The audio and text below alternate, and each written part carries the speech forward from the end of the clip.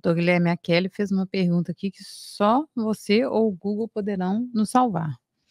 Qual foi a última data em que o EB3 para enfermeiros, então deve ser o skilled, né? Pode ser um skilled também, né? Ficou current, saberia dizer? Na verdade, não é EB3 para enfermeiros, né? Porque não existe um EB3 para uma profissão, né? O enfermeiro, ele se encontra no Schedule A, mas isso não significa que ele tem um EB3 diferente. Só significa que ele não precisa fazer o perm process, ele não precisa ter um labor Poderia ser um skilled ou um unskilled. Exato. Acho que é mais provável provavelmente que seja o skilled.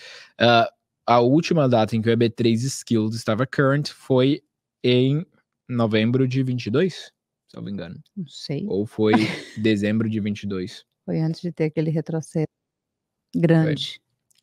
Né? Na pandemia, tudo ficou current na pandemia. Todos ficaram current na pandemia.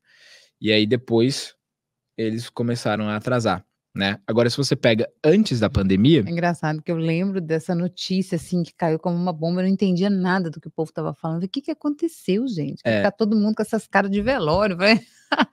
Era isso, era o retrocesso. Se você pega eu ainda antes não da entendia pandemia... essa realidade, mas já vivenciava, as pessoas estavam sofrendo ao redor por causa disso, né? Exatamente. E assim, antes da pandemia, pra gente pegar uma época que, né, a gente pode tratar com uma certa razoabilidade no sentido de, ok, tava assim, e aí, né, antes da pandemia, o EB3 unskilled, ele não era current.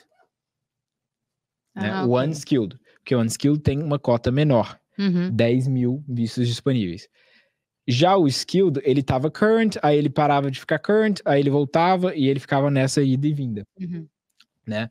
Então, antes da pandemia, essa era a regra. O EB2, em geral, ele, a maioria do tempo, ficava current. Pouquíssimas vezes ele não ficou current. E o EB1, ele fica current a grande maioria do tempo.